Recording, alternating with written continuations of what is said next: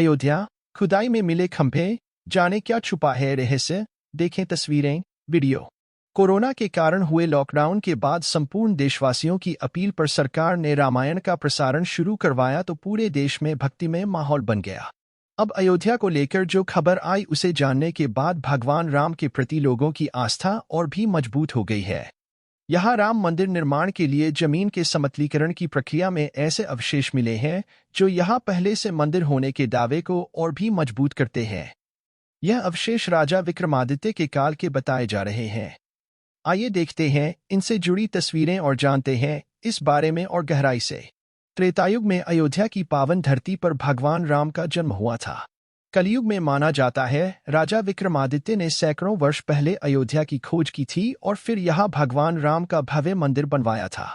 माना जाता है कि राजा विक्रमादित्य भगवान राम के परम भक्त थे और उस काल में राम की जन्मभूमि को खोजकर उनका मंदिर बनवाने की चाह रखते थे।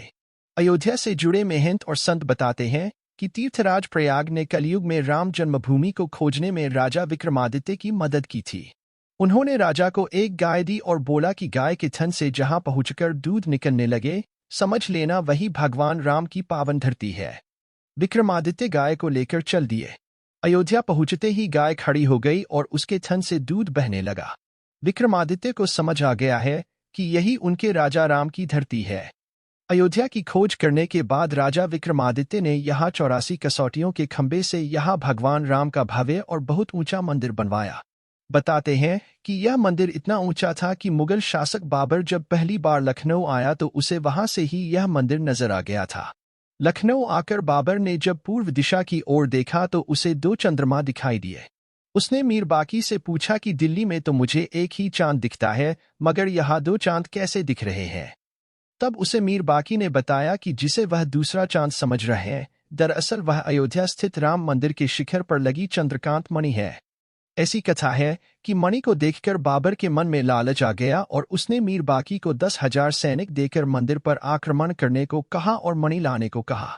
उस समय अयोध्या के लाखों लोगों के आगे मीर बाकी और बाबर की सेना ने घुटने टेक दिए, मगर काफी समय के बाद बाबर ने मीर बाकी को सेना के साथ भेजकर मंदिर को ध्वस्त करवा दिया।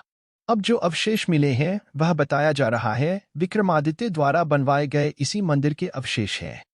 अवशेष में सुदर्शन चक्र की कलाकृतियां, देवी देवताओं की प्रतिमा और अमृत कलश, पुष्प कलश और ऊंचे